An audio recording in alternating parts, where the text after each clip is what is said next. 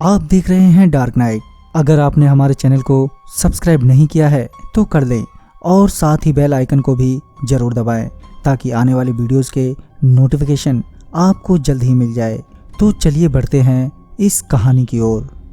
दोस्तों, उदय अपने दोस्त के साथ उसके गांव आया हुआ था। उस शाम दोनों चाय पी रहे थे कि उदय ने संजय से पूछा, यार संजय, तुम तो कह रहे थे कि तुम्हारे गांव में दूर दूर तक कोई हॉस्पिटल नहीं है, फिर जो रास्ते में हॉस्पिटल था वो कहाँ से आया?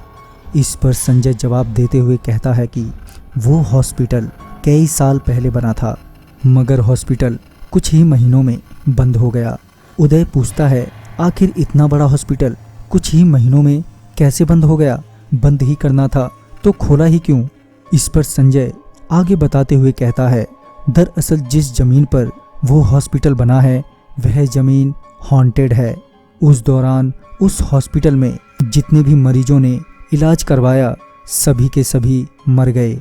इस पर उदय हंसते हुए बोलता है कि क्या यार, पढ़े लिखे होने के बावजूद भी तुम इन भूत प्रेतों की बातों पर विश्वास करते हो, मुझे यकीन नहीं होता।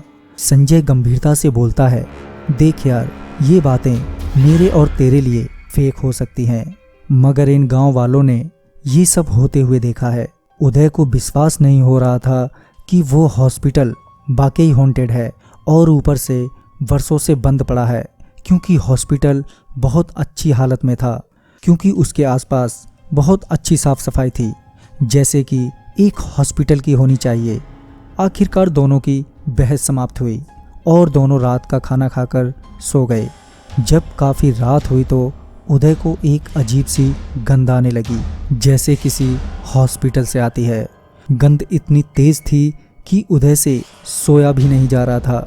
उसे लगा कि बाहर खुली हवा में इस तेज गंध से छुटकारा मिल जाएगा, लिहाजन वह बाहर सोने चला जाता है कि थोड़ी ही देर में उसे चीखने चिल्लाने की आवाज़ें आने लगती हैं, जबकि वहाँ आसपास कोई नहीं चीख रहा था।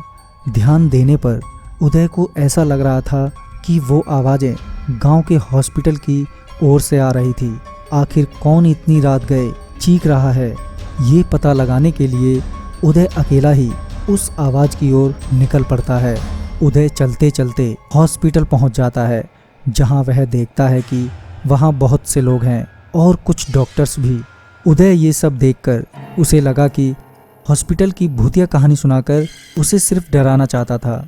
इतने में ही उस हॉस्पिटल में अफरा तफरी मच जाती है। वो लोग जो हॉस्पिटल में थे एक के बाद एक अजीब ढंग से मरने लगे और देखते ही देखते वहाँ चारों तरफ खून ही खून फैल जाता है।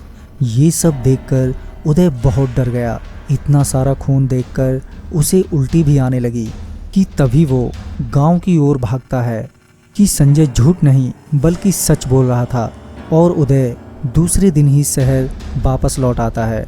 दोस्तों, अक्सर हमें ऐसी घटनाएं पहली नज़र में फेक लगती हैं, भले ही हम ऐसी बातों को माने या ना माने, मगर इन बातों का सम्मान जरूर करना चाहिए ताकि जाने अनजाने में हम मुसीबत में ना पड़ जाएं। तो दोस्तों, इस वीडियो में बस इतना ही। मैं आपका दोस्त राजकुमार जल्द ही मिलता हूँ।